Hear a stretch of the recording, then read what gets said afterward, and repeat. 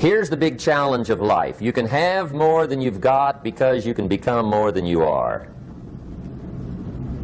That's the challenge. And of course the other side of the coin reads, unless you change how you are, you'll always have what you got. I have found in my experience that income does not far exceed personal development. Now sometimes income takes a lucky jump, but sure enough, unless you grow out where it is, it'll usually come back where you are. Life has strange ways. If somebody hands you $1 million, best you become a millionaire quickly, so you get to keep the money. Otherwise, sure enough, it'll disappear. Somebody once said, if you took all the money in the world, divided it up equally among everybody, it would soon all be back in the same pockets. Incredible. Success is something you attract, not something you pursue. Success is looking for a good place to stay. So instead of going after it, you work on yourself. Personal development. See, the major question to ask on the job is not what are you getting. The major question to ask on the job is what are you becoming? See, the big question is not what am I getting paid here. The big question is what am I becoming here? Because true happiness is not contained in what you get. Happiness is contained in what you become. So that's our major subject for tonight, personal development. Of all the assignments Mr. Schoaf gave me at age 25, this was probably the most difficult. In fact, I'm still working on this one. I think it's an unending challenge to see what you can become. The next subject is called basic laws. And it's good to study the basics. And I call these basics primarily because they come from the Bible. Now, I'm not a theologian or a minister, and that'll be apparent. But Mr. Schoaf taught me that the Bible was a good textbook for ideas and stories and success equations, how to live the better life. I found out that was true.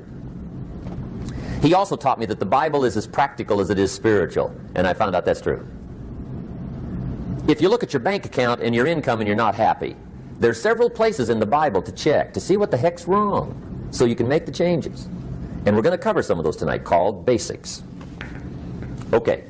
The next subject is my favorite, setting goals. Mr. Schoaf taught me how to set goals. What a favor that was.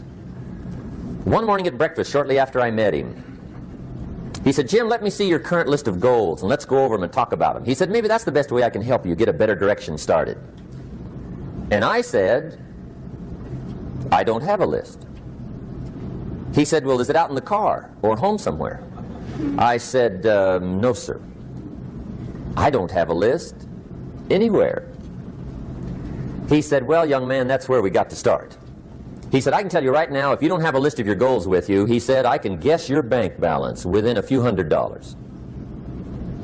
Which he did. And that got my attention. I said, you mean my bank balance would change if I had a list of goals? He said, drastically.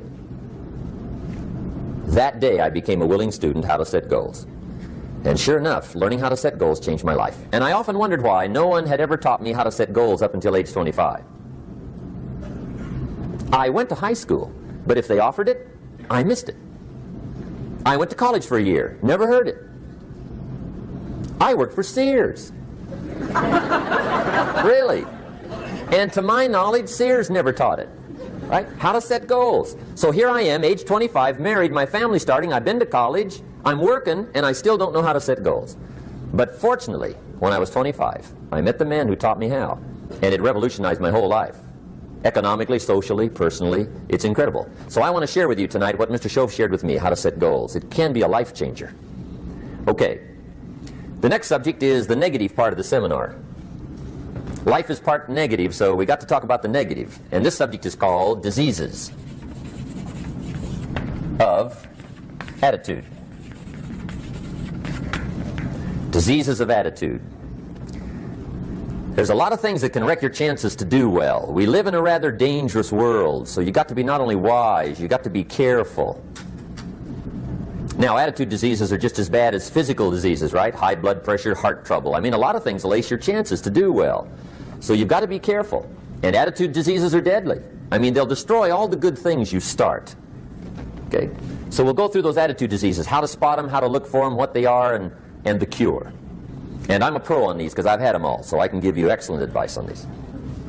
Now, the last subject we're going to consider tonight is called the day that turns your life around. The day that turns your life around. And under this subject, we're going to talk about the emotions that can change your life. Human beings are emotional creatures, and emotions are powerful for life change.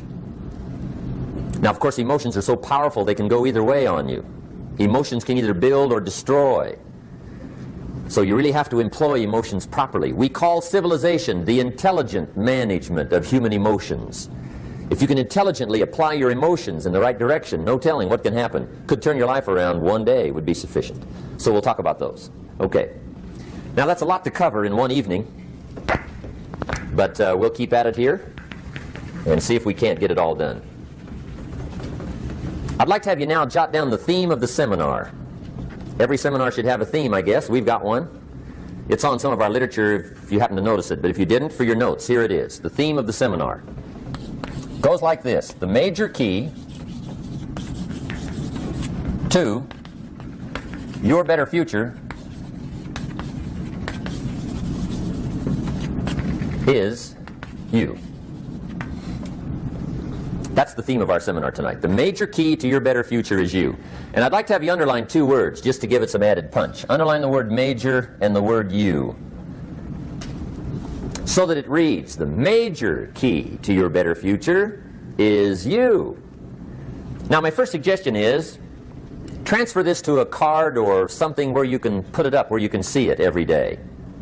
Preferably put it up where you can see it at the beginning of the day, before you go off to put the day together. This is a good phrase just to glance at, to keep in mind as you're putting the day together. It's called the silent seminar.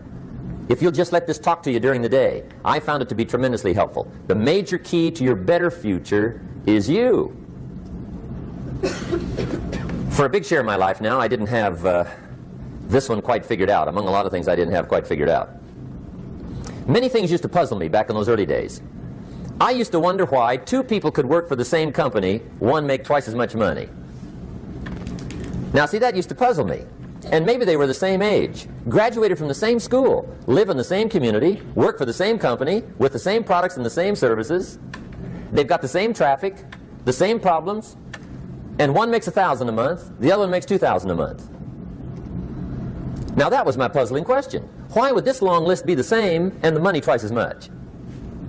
I asked, what's the difference between $1,000 a month and $2,000 a month? And I don't mean $1,000 a month, right? I could figure that out.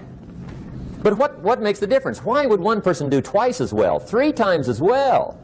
Speaking economically. Now, I know there's more than one way to do well. I understand that.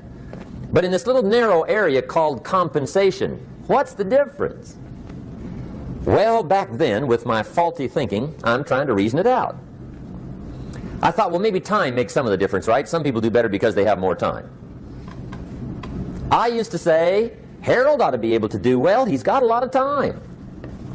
If I had all of Harold's time, I could do well. Now, that's got to be dumb, right? Number one, you can't get somebody else's time. A guy says to me one time, he says, you know, if I had some extra time, I could make some extra money. I said, then forget it. There isn't any extra time. Hey, when the clock strikes 12 midnight, that about wraps it up, right? I mean, you can look around the gongs there for a little more, but it's over. You say to the guy, what are you doing? He says, I'm looking for extra time. See, they'll come and take you away, right? There isn't any more time. Now, if you can't get more time, which you can't, what could you get more of that would make a difference in economic results? And here's the key word. Make it a part of your notes. We're going to consider it tonight.